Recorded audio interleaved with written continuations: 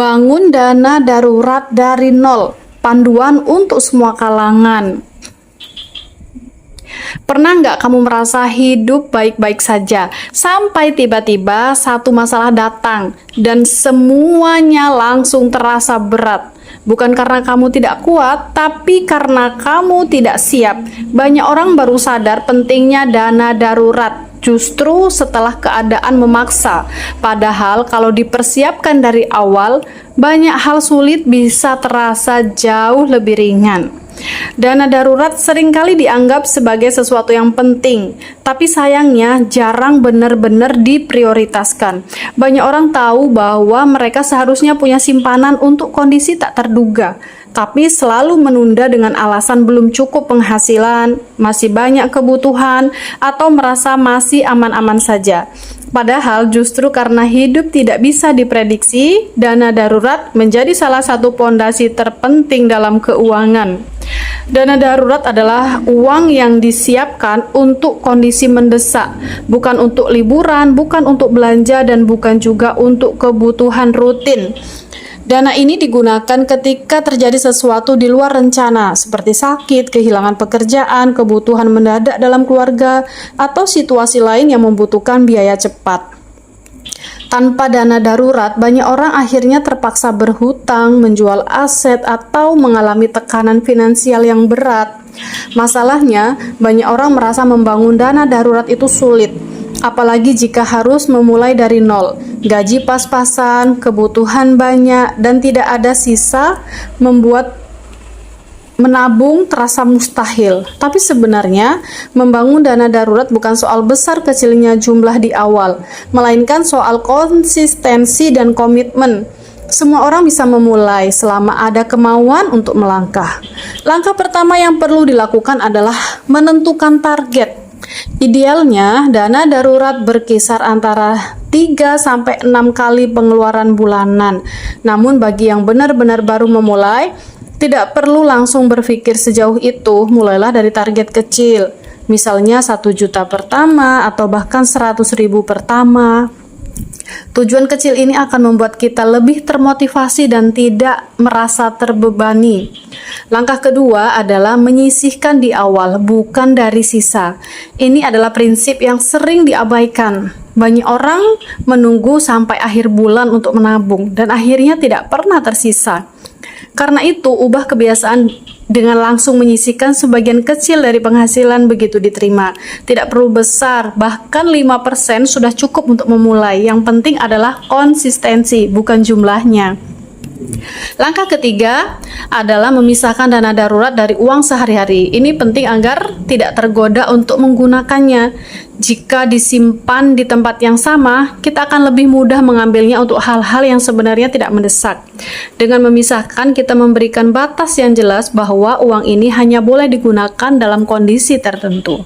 Dalam Islam, kita diajarkan untuk mempersiapkan masa depan yang bijak.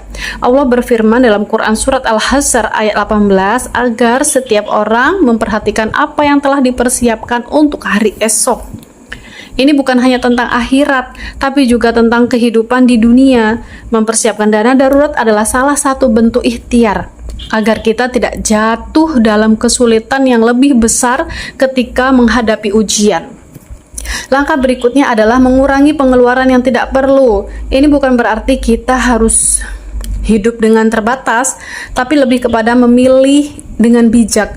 Banyak pengeluaran kecil yang sebenarnya bisa dikurangi tanpa mengurangi kualitas hidup secara signifikan. Dengan mengalihkan sebagian dari pengeluaran tersebut ke dana darurat, kita bisa mempercepat proses pengumpulannya.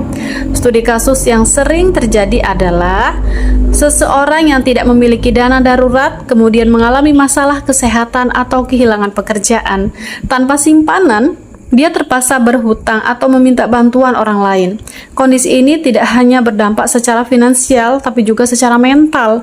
Berbeda dengan orang yang memiliki dana darurat, meskipun tidak sepenuhnya menghilangkan masalah, setidaknya memberikan ruang untuk berpikir dan bertindak dengan lebih tenang.